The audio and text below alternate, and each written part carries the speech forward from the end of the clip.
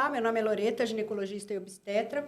A gente está aqui para gravar mais um podcast e hoje o nosso convidado é o Dr. Luiz, que é dermatologista, especialista em cabelo e pele. Bereba não. Bereba também, acho que a minha formação inicial foi essa, né? Foi Eu tenho a base da dermatoclínica, assim, bem forte, mas hoje trabalho bastante com essa questão da estética, cabelo, acho que acabou acontecendo naturalmente, isso foi, assim, mas a minha base ainda, eu agradeço um pouco isso, é da dermatoclínica mais forte mesmo. E o Dr. Luiz, eu conheci ele num curso que a gente foi fazer do Lucas, e ele é amigo do Lucas. Acho que vocês nem conhecem quem é esse menino aí. Eu sou o Lucas Caselli, sou médico do esporte, sou fisiatra. Participo aqui no Lorecast Hoje também. você é coadjuvante. Hoje eu sou coadjuvante. Luiz, obrigado por ter aceitado Imagina, o convite. gente, Prazer estar aqui de novo. obrigado pelo A gente já convite. esteve juntos em vários eventos, né? Foi onde conheceu a Loreta também. E acho que é um tema de alta relevância. O envelhecimento. Vamos lá. Não, a gente ia falar só de mulher, mas a gente vai falar dos dois. Mudamos um pouquinho, Eu mudei porque eu achei interessante a pergunta que eu fiz. Modesto.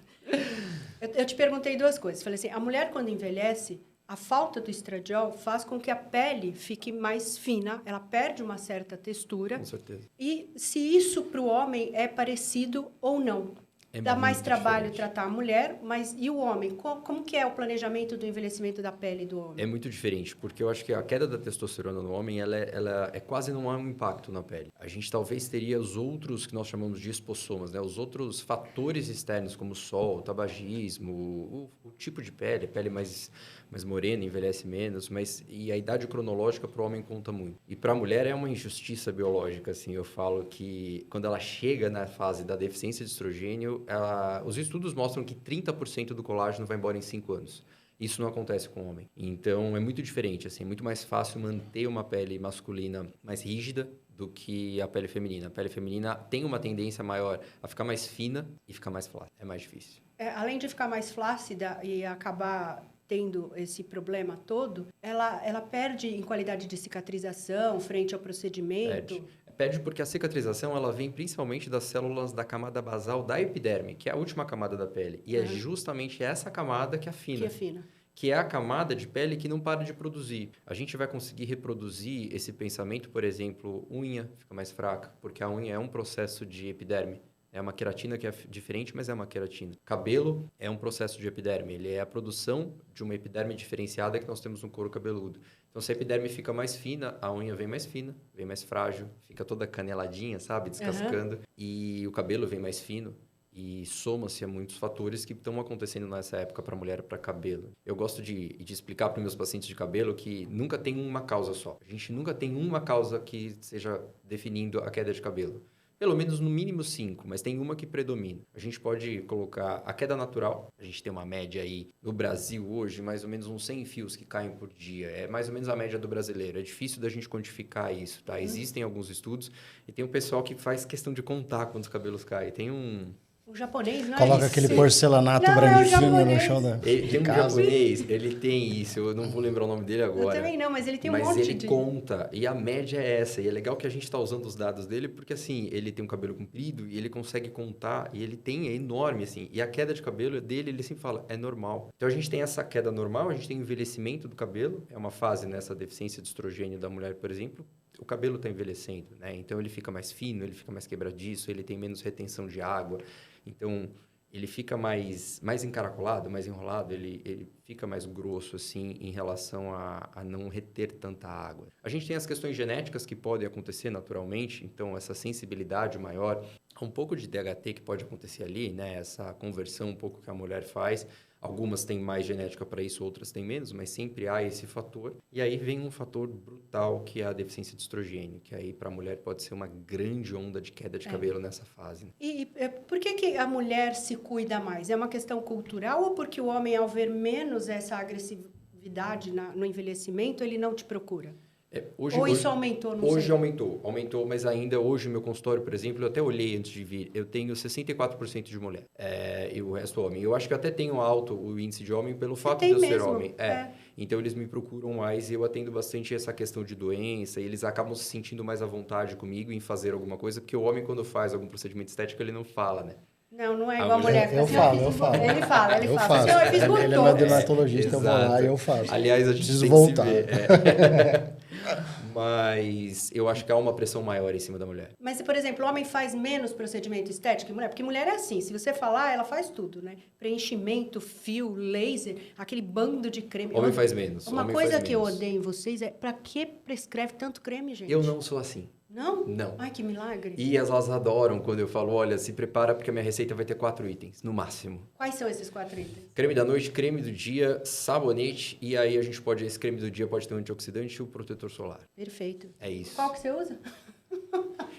Creminho? Eu uso sabonete. Não responde. Hidratante, Se a gente não tivesse aqui, ele já tinha me xingado. Exatamente. Eu queria ter uma pergunta. Por que a mulher, quando vai envelhecendo, assim, o cabelo, assim, geralmente fica azul, roxo? Essa questão cosmética, esqueci dessa questão na hora que eu falei das causas, é uma fase onde a mulher também acaba fazendo mais química, pelo branqueamento dos fios. Então, há um dano cosmético, né? A gente tem esse acidente cosmético, que isso é classificado na dermatologia, é um fator a mais que o homem tem menos, né? O homem não faz tanta química. Então, isso também impacta bastante. A gente precisa aprender a cuidar do fio também, né? Não só da queda, mas também ter um cuidado maior com o fio. Acho que no curso que a gente se conheceu, inclusive, eu falei daquele creme de limpeza, você até deu a dica nas suas redes. Pessoal, e achei assim, o creme bom, aquele creme de cabelo, barato. Isso é incrível. A única coisa é que não faz espuma, né? Você fica passando... Não tem sabão ali, não tem sabão. Mas vale muito a pena. E isso é cuidar do fio, né? Ali não tem nenhum tratamento. O couro cabeludo, ele é muito, quase que impermeável, assim. Como que era o nome do produto mesmo? Inoar Sensitine. Inoar, isso. É uma marca de perfumaria. A gente não encontra em farmácia, assim, mas em perfumaria. Mas eu comprei na Amazon. Internet. Isso. Eu peço para os meus paguei pacientes... Paguei 18, R$17,70. Comprei 10. Comprei 10. Não, manda 10. E eu uso. Não me deu nenhum. Você quer um? Eu te dou. Eu dei para as minhas funcionárias, vou te dar um. Vai. É muito bom, eu gosto bastante. E a gente diminui ali a quantidade de sabão que usa, né? Então, diminui o ressecamento no fio. Com isso, você trata um desses fatores que nós contamos aqui, que é cuidar do fio, né? Porque já tem outros fatores que precisam ser cuidados. Então, toda consulta de cabelo é uma visão muito ampla, assim. O paciente de cabelo, ele vem muito desesperado, achando que vai ter um comprimido que vai resolver tudo. Infelizmente, não vai ser assim e nem tão rápido. Eu brinco com o paciente, tipo, olha, se tiver uma micose de pele, eu resolvo em 15 dias, até 7 eu consigo. Cabelo, a gente só vai se ver daqui 3 meses para você começar a perceber uma melhora. Tudo é muito lento para cabelo. Eu tenho uma pergunta, pode ser estúpida, mas eu tenho. Imagina. Se a testo no homem... Próxima pergunta, vamos lá. Se a testo no homem vai diminuindo com a idade, por que a queda de cabelo é maior? Porque na mulher eu entendo, ela tem o estrogênio cai, a testo predomina, mesmo a androstenediona, que é a maior fonte de testo na mulher, predomina, vira DHT, cai. Por que no homem, mesmo essa testo caindo em relação ao que era antes, o cabelo começa a cair quando a gente está mais velho? Porque há uma diminuição no homem do tamanho do fio. O envelhecimento capilar no homem, ele é um pouco mais pronunciado em relação à miniaturização do fio. Assim como todo homem vai ter a próstata um pouco mais alta quando fica mais velho, todo homem vai ter o cabelo mais fino, alguns muito cedo, outros mais tarde. Mas isso é inerente ao homem. Quanto menos oxigênio a gente tem no meio tecidual no couro cabeludo, maior a conversão em DHT. Por isso que existem alguns estudos, por exemplo, de toxina botulínica para você relaxar a musculatura e melhorar a permeabilidade de artérias para você estimular a oxigenação. Por isso que a gente usa, por exemplo, o LED vermelho, fotobiomodulação, para estimular o óxido nitroso ali na região e estimular a oxigenação. Há uma deficiência periférica de vascularização e um ambiente pobre em oxigênio aumenta a conversão tecidual de DHT. Que interessante. Então, a hiperbárica ajuda? Pode ajudar. Nunca li nada específico sobre isso, mas teoricamente, pensando assim, poderia ajudar. Nossa, isso é muito Uma interessante. coisa nos homens também que tem que levar em consideração não é só a testosterona, né? A maior parte do estrogênio no homem vem da conversão periférica. Então, se baixa a testosterona, baixa o estrogênio. O estrogênio é um grande responsável pelo cabelo. Pelo cabelo. Porque a epiderme é fina. Se a gente for pensar, a epiderme, né, a camada da pele está aqui, mas lá no couro cabeludo é como se ela entrasse e fizesse um túnel e a partir daí ela produz uma coisa que sobe, que é o fio do cabelo. Se essa invaginação da epiderme ela ficou fina, o que vai sair daqui não vai ser bom. E o estrogênio, deficiência de estrogênio, independente seja no homem ou na mulher, ele é comprovadamente, ele afina a epiderme. A gente viu uns estudos, né? Eu levei um estudo na última aula que a gente fez E as fotos das biópsias são incríveis, assim. Quando você volta, era um estudo em mulheres, quando você volta com estrogênio, a pele volta. E com biópsia, a gente conseguiu comprovar isso em biópsia. Eu tenho notado, por exemplo, na reposição, porque a gente começa com uma dose mais alta e vai caindo. E, por algum motivo, uma parte da população, quando a gente tenta diminuir, não melhora. Uhum. Mas quando a gente faz a reposição em dose um pouquinho mais alta de estrogênio, a qualidade do cabelo, a qualidade da pele é muito boa. Não houvesse o viés de risco de tumores hormônio dependentes e eu não ter um estudo nessa dose maior, porque a dose maior que a gente usava era via oral, não tem as outras. O estrogênio para a mulher, ele é um fator de anti-envelhecimento. Não é indicação da reposição. Não seria mas ele essa é um via, fator... mas é proporcionalmente, assim, quanto maior for a dose... realmente faz a diferença. As mulheres referem mesmo. Quem está em... Eu tenho muito paciente que não está em terapia por contraindicação ou por não estar sendo bem assistida e as que estão em terapia de reposição hormonal. É muito nítido, é muito nítido. E por que o estrogênio tópico não funciona? Não entra, não permeia, não tem como. A gente não consegue. O couro cabeludo, ele tem uma camada gordurosa muito intensa. Então, assim, mesmo os tópicos que são muito famosos... Eu sou muito ainda encrente, assim. A gente estava conversando um pouco antes de começar a entrar aqui sobre os manipulados, minoxidil manipulado. Dependendo da forma como for, se for um sulfato, alguma coisa assim, não vai entrar, não tem como. A molécula é muito grande e ela não tem absorção. Lembra daquela moda que colocava o hormônio no shampoo, colocava, abria anticoncepcional no lembra? shampoo, fazia de tudo, mas não tem como, não tem absorção nenhuma, assim, é muito baixo. Para ter absorção em couro cabeludo, a gente precisa aumentar a quantidade de álcool no produto. Normalmente, eles usam propilenoglicol ou DMSO, que são esses penetradores, mas mesmo assim, se você for fazer estudo mesmo com biópsia, a permeabilidade é muito pequena, ou seja, absorve muito pouco mesmo. E, por exemplo, para um homem, qual que é o planejamento? Para cabelo? Para cabelo, desde cedo, é tentar entender um pouco se ele tem realmente ou não genética para isso, né? Então, a gente vai fazer alguns exames com um dermatoscópio, a gente chama de tricoscopia, para tentar identificar se tem miniaturização dos fios. Se tiver, desde o início, eu gosto muito do minoxidil oral para homem, adoro, acho que a dose é segura, a gente está muito abaixo da dose que foi utilizada há muitos anos para hipertensão, então, assim, não tem esse risco. É uma hipertricose que vai acontecer, mas para a grande maioria dos homens isso não é um problema. Nossa, eu acho que eu tive 2 pacientes que reclamaram, mas de resto não tem o menor problema. Então, a gente consegue trabalhar com, por exemplo, 5 miligramas para o homem, pouquíssimos efeitos colaterais. Os inibidores da 5-alfa-redutase, dependendo se você perceber que o paciente rapidamente está evoluindo e ele não tem efeito colateral, porque tem muito paciente que tem muito efeito colateral e aí não vale a pena, eu acho que sim, mas eu converso muito com o paciente sobre isso. Não é uma medicação que você pode para um pouquinho. Né? Existe a síndrome pós-finasterida, por exemplo, onde há uma queda absurda dos fios depois. Então, a gente faz um plano e vai seguindo. E hoje a gente tem o transplante, né? Que chega em algum momento, tem um paciente meu que falou, chegou no ponto, cara, agora é a hora. Se quiser, isso não vai impedir de continuar a tratar, ele vai continuar tratando comigo, mas eu vou conseguir aumentar a densidade de fios ali. E o transplante é mais comum em homem ou em mulher? Em homem, muito mais comum em homem. Por questão cultural Porque o homem ou de fica mais indicação? calvo. O homem fica calvo de verdade, né? A mulher tem uma calvície que é uma rarefação. Às vezes, algumas num grau que seja... mas tem gente que tem a testa aqui no meio da cabeça. Exatamente. Mas aí é outro problema. É uma doença que quase ninguém diagnostica, que é a alopecia frontal fibrosante. Eu tenho umas pacientes. Pouquíssimas pessoas diagnosticam isso. E aí é meio que uma falha do dermato mesmo, né? Essa questão de... eu falo que a consulta de cabelo é a consulta mais demorada. Você precisa investigar tudo. Você precisa afastar inúmeras coisas, doenças autoimunes, você precisa entender toda essa questão nutricional do paciente, como é que está funcionando, essa questão emocional do paciente, como é que está também. Senão a gente encurta a fase anágena, né? E o cabelo cai muito rápido, é o eflúvio telógeno, ele não para de cair. É muito importante a gente olhar o paciente de cabelo como um todo, assim. Então, tem que tomar muito cuidado. E muitas mulheres não são diagnosticadas. Quando elas estão com a testa aqui no meio, chega, você faz a biópsia, mas ali não tem mais já fibrosou. Fibrosou não tem como. E é mais comum em mulher do que em homem. Eu posso só corroborar o que eu não sou o dermatologista, eu sou o paciente, no caso, né?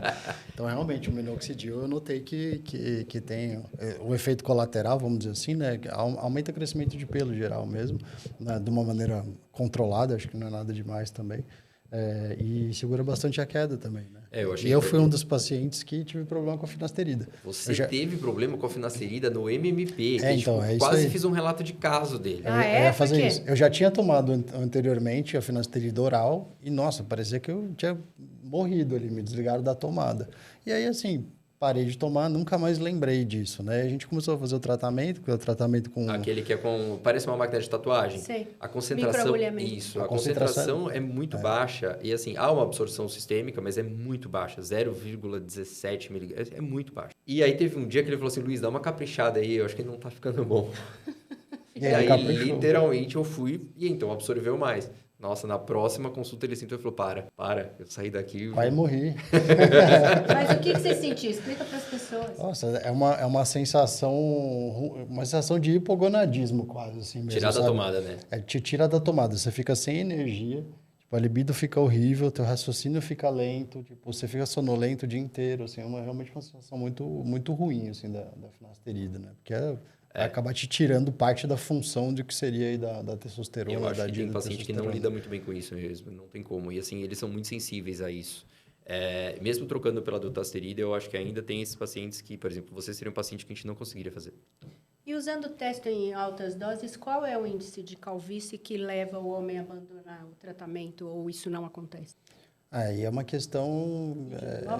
individual, psíquica, né? Tipo, não é você igual vai mulher? ficar forte e careca, eu acho que né? tem que perguntar muito isso pro homem. Assim, eu, às vezes, recebo no consultório pacientes que vêm com efeitos colaterais do uso de testosterona, por exemplo. Pacientes mulheres. Às vezes por superdose ou talvez elas não sabiam direito o que estava acontecendo ou é o que elas me relatam, que elas não sabiam.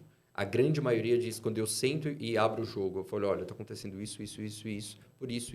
Se eu soubesse, eu não teria tomado. A grande maioria fala. Por quê? Para eu conseguir trazer ela de volta ao quadro pré, demora mais de um ano. Mas essa alopecia que acontece, ela é sempre reversível ou tem algum quadro que não seja reversível? Na grande maioria, ela é reversível, porque, na verdade, foi uma ativação local que a gente teve, e aí, como você para com esse estímulo, você diminui essa conversão, obviamente. Todo mundo tem uma sensibilização, todo mundo tem receptor para isso. Algumas pessoas mais, outras menos. Mas a gente consegue reverter. Só que o seu cabelo, por exemplo, depois que ele cai, para ele começar a nascer e chegar no comprimento, mais de um ano. Então não é simples assim. É diferente do homem, por exemplo, a gente consegue rápido trazer um resultado para ele. Para uma mulher que tem um cabelo volumoso e comprido, vai demorar muito, mais de um ano. É complicado, cabelo é complicado.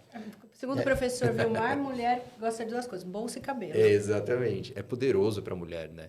Elas choram no consultório, assim, e eu entendo muito, assim, eu sou muito... eu abro muito, assim, para isso, porque eu entendo. Tem uma coisa na dermato que a gente chama de DLQI, né? O Índice de Qualidade de Vida nas Doenças Dermatológicas. A gente faz algumas perguntas. A hora que você começa a fazer, elas começam a chorar.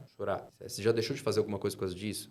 Tem paciente... Ontem eu atendi uma paciente que falou assim, eu não entro em piscina. Se tem alguém me olhando, eu não entro em piscina. Porque ela tem androgenética muito forte. Aí aparece o couro cabeludo. Então ela falou, eu não vou. Minhas filhas entram, eu fico sentada, eu não entro na piscina. Tadinha. Isso é horrível, né? Então assim, eu falo, não, vamos usar isso como uma medida. Se você sentar daqui um ano e falar, doutor, eu consegui, isso para mim é maravilhoso.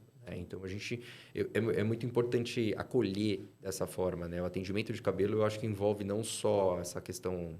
Mas é bem cultural, porque quando eu fui para as Bahamas, as mulheres negras lá usam todas umas perucas e raspam a cabeça. Sim, exatamente, porque para elas é diferente, né? Eu acho que aqui tem uma... A gente mora num país que tem uma pressão estética sobre a mulher, assim, muito grande. Chega a ser cruel, pelo que eu vejo no consultório, assim, né? A gente... algumas mulheres, parece que não é permitido que elas envelheçam. E elas não se permitem a isso. E, infelizmente, isso vai acontecer. Então, é muito difícil, assim, lidar com isso e, aos poucos, tentando entender e aceitar um pouco a queixa da paciente, né? Eu aceito a queixa dela, eu nunca vou menosprezar, eu vou tentar sempre trazer ela um pouco mais para a realidade. E eu acho que isso faz uma diferença no atendimento, assim. Elas acabam se sentindo mais acolhidas e aí... aderem melhor ao tratamento. Sem falar de interromper. Não, uma das coisas que eu sempre digo, né? Eu falo bastante dessa questão de hormônio, de esteroide anabólico, né? Que às vezes o pessoal vai fazer e aí já pesa a mão logo de início, né? Então, assim, você não sabe como o corpo daquela mulher vai reagir com aquela medicação. Então, como mulher, qualquer coisa que seja androgênica, seja uma testosterona, seja uma gestrinona, seja um esteroide anabólico, uma oxandrolona, enfim, precisa começar... com a dose menor. Então, com a menor dose possível. Isso é muito difícil. Porque se você escorregar, é um escorregão muito grande. Ele vai embora. Vai muito longe. Pra gente, na dermato... Uma vez, acho que 2 vezes eu fui começar uma aula que eu fui dar no curso do Lucas, eu comecei assim... ninguém vai no meu consultório dizer assim, olha, eu tomei hormônio, eu tô linda, eu vim aqui te dizer isso. A minha casuística não é essa. Pra vocês, sim. Pra vocês, Lucas, adorei. Cara, tá ótimo. Ninguém me procura, só me procura. Então, a minha casuística é de todos os problemas. Só me procura quem está muito mal. Então, é muito isso que eu vejo, assim, não houve cuidado com a dose, houve um excesso, né? A gente conversou hoje um pouco sobre esses excessos de prescrições caríssimas. Elas abrem, assim, eu fico olhando, às vezes eu falo, meu Deus, quanto dinheiro foi gastado aqui. Implantes, quantos você tem? Eu não sei, mas... Como você não sabe? Não sei. Tem um negócio dentro do seu corpo e você não sabe nem quantos, nem do que era. E eu acredito e pago, né? Não, exatamente. Ela não faz ideia do quanto tem ali. E eu fico tentando assim... quanto de hormônio tem nela? Tá acontecendo, não tá acontecendo? Você vai tirar, é absorvível, não é absorvível? Eu não sei, doutor. Eu não faço ideia. Eu fico... E se, dependendo do que você coloca, você não consegue mensurar. Tem muita coisa que você não... Colocou gestrinol com estradiol e testo, você não tem como mensurar. Vai acontecer. Não, você não sabe o que tem de quanto. Porque a gestrinona falseia todos os exames de sangue.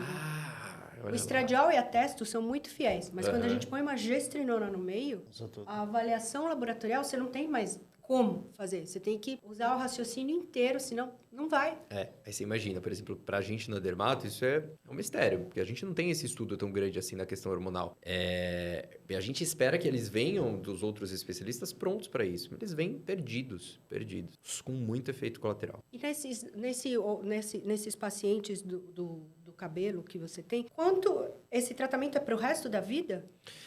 É para o resto da vida porque, basicamente, todos esses efeitos não vão parar de acontecer. Então, assim, se há um efeito esporádico ou um efeito pontual, foi o uso de um hormônio, eu consigo tirar isso. Então, essa causa que predominava no momento, a gente diminuiu.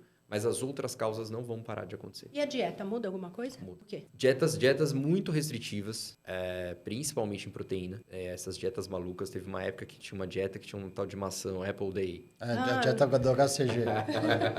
As mulheres só comia maçã. 700 calorias a dieta. E tinha um dia que era só uma maçã, não tinha essa história.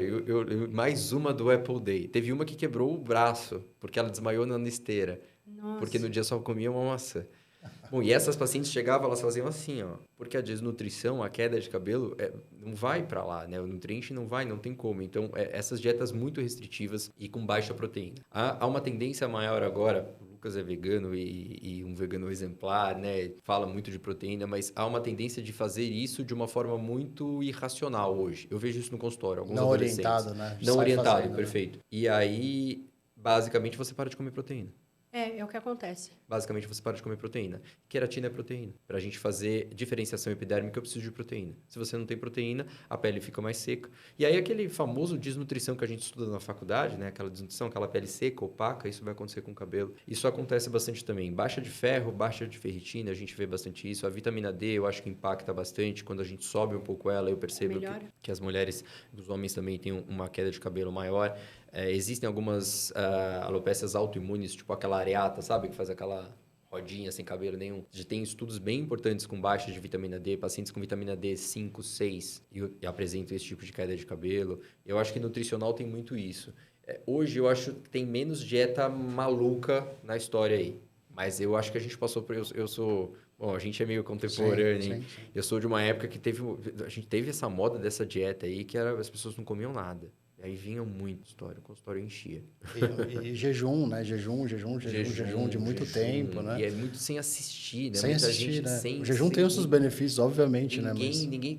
Mas às vezes faz um jejum e come só porcaria depois, também não adianta nada. Não adianta absolutamente nada. Não resolve. Consumo de industrializado, por exemplo, você aumenta a oxidação, você aumenta muito o estresse oxidativo dentro das células, né? Mais um efeito para queda de cabelo, né? O estresse oxidativo, menos oxigênio ali, mais conversão, mais vai cair. Não tem Vou como. terminar com uma pergunta. Vamos lá. Fazer escova, fazer alisamento, porque brasileira tudo, eu sempre brinco, né? Todo mundo tem o cabelo liso. Exato. E loiro. Vai ficando loiro. Quanto isso danifica o cabelo? Muito. Vamos lá. Primeiro, para descolorir. Para descolorir o cabelo, a gente precisa abrir a cutícula do cabelo, lavar a cor e fechar essa cutícula de novo. Isso não é tão simples quanto eu estou falando aqui. Você mistura muito substâncias de pH muito alto para abrir, depois substâncias de pH mais baixo para fechar. E isso fragiliza demais. Então, eu estou falando basicamente de mulheres que fazem luzes. Resseca muito o cabelo. Toda mulher que faz luzes sabe, resseca demais. O cabelo fica muito mais quebradiço. Então, a gente aumenta muito a quebra dos fios. Uhum. Outra coisa é a tração que se faz para a escova. Mulher que frequenta salão, é muito normal você ver aquela imagem clássica, né? A mulher é puxada para trás, parece uma tortura e ela tá super tranquila. essa tração... Arranca muito o cabelo. Além de arrancar o cabelo, ela fragiliza o cabelo e ele cria um nó. A gente chama isso de tricorrex nodosa adquirida. Vamos imaginar, para ficar fácil, como se fosse uma corda de varal. Ou aquela corda de academia de aço. Ela vai rompendo a história. Então, o cabelo começa a ter vários nozinhos, mas não um nó mesmo. Ele tem uma nodulação. A gente consegue ver isso no microscópio. Quase que um esgarçamento. Exatamente. E ali eu só faço uma tração leve com a mão, ele quebra. Ele quebra, como se fossem duas vassouras que se... Nossa, ainda bem que eu só vou no cabeleireiro uma vez por semana. E isso é por tração, então às vezes eu peço. Outra coisa são essas escovas rotativas, que agora estão moda, né? Então elas têm um poder muito grande. E a gente consegue ter em casa hoje secador de temperatura que absurdo. Só o salão tinha. Então, o que você fazia uma vez por mês quando você ia, hoje você faz todo dia. É secador profissional dentro de casa. A temperatura é muito alta. E aí você vai quebrando toda a queratina do fio também, então isso prejudica bastante. É difícil secar o cabelo com vento gelado, com vento frio, a mulher não gosta. E a água do chuveiro pelando também, isso aí é horrível. Ah, porque dá frio tomar banho, né, gente? Mas isso faz mal pro cabelo, não faz? Faz mal pro couro cabeludo, faz mal pro cabelo. Pra pele, dá pra dar uma média, assim, mas faz muito mais mal o dano térmico dos alisamentos e uma coisa que vira uma rotina. Eu vejo muitas mulheres e muitas meninas hoje com produtos profissionais de salão dentro de casa. E isso é muito ruim, porque a temperatura desse... Faz queimadura, né? Se você chegar perto da pele, chega com certeza a 200 graus. Gente do céu. Eu vou encerrar aqui. Luiz, sabe o que eu esqueci de perguntar? O seu Instagram, para as pessoas te seguirem lá no seu consultório de rico. O consultório dele tem bebida, tem bar, coisa de rico, gente. A gente dá uma mimada nos pacientes. Eu vou lá só para tomar um champanhe. É DR Luiz com S Pascoal. Pascoal normal, sem o H. Perfeito. Queria agradecer a sua presença. Imagina, obrigado a vocês. Obrigado a vocês pelo convite.